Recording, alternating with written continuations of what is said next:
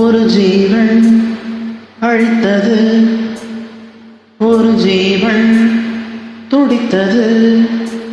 இனி எனக்காக அழ வேண்டாம், இங்கு கண்ணே